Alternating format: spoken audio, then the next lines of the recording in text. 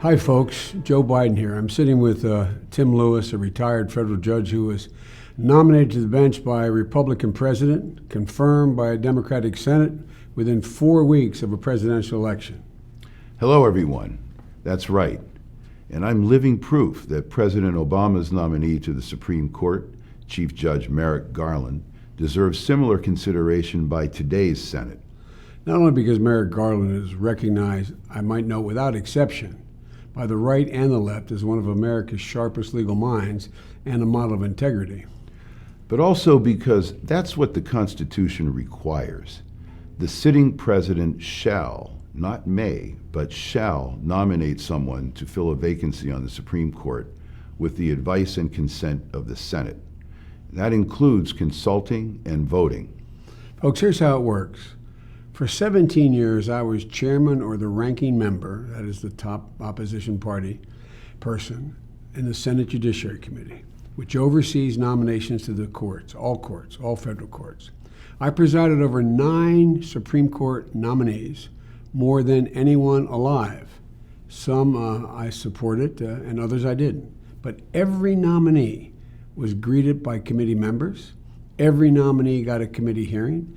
Every nominee got out of the committee to the Senate floor, even when the nominee didn't receive under the rules a majority support in the committee to be reported out, because I thought the Senate should advise and consent, not the committee.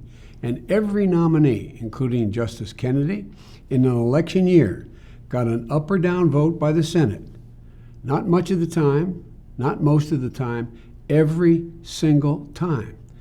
That's the Constitution's clear rule of advice and consent. And that's the rule being violated today by Senate Republicans. Nobody is suggesting that senators have to vote yes on a nominee. Voting no is always an option for any senator. But saying nothing, seeing nothing, reading nothing, hearing nothing, and deciding in advance to simply turn your back, it's not an option. The Constitution leaves open to a United States Senator. And it has real consequences for all of us. In the several months since Merrick Garland's nomination, we've already seen how the Senate's refusal to act is preventing the court from fulfilling its duty of interpreting what the law is and resolving conflicts in lower courts. This historic obstruction is leading to greater litigation costs and delays, the burden falling mostly on average Americans rather than corporations with endless resources.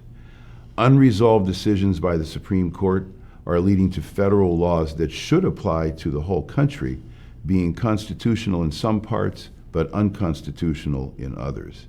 And if this continues, our freedom of speech, our freedom to practice our faith, our right to vote, our right to privacy, all could depend on where we happen to live.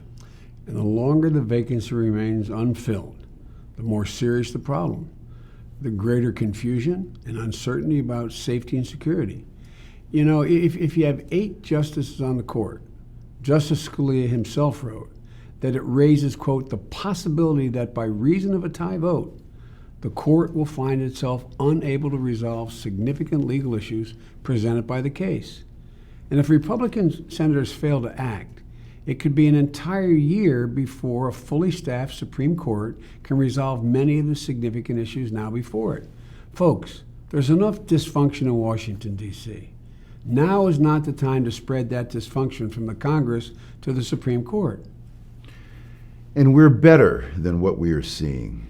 As a country, we are only as strong as the traditions we value that we sustain by dedicating ourselves to something bigger than ourselves. Folks, the defining difference of our great democracy has always been that we can reason our way through to what ails us, and then we act as citizens, voters, and public servants to fix it.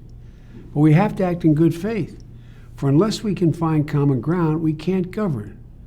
So for the sake of the country we love, we all have to do our job. The president's done his. The Senate Republicans must do theirs.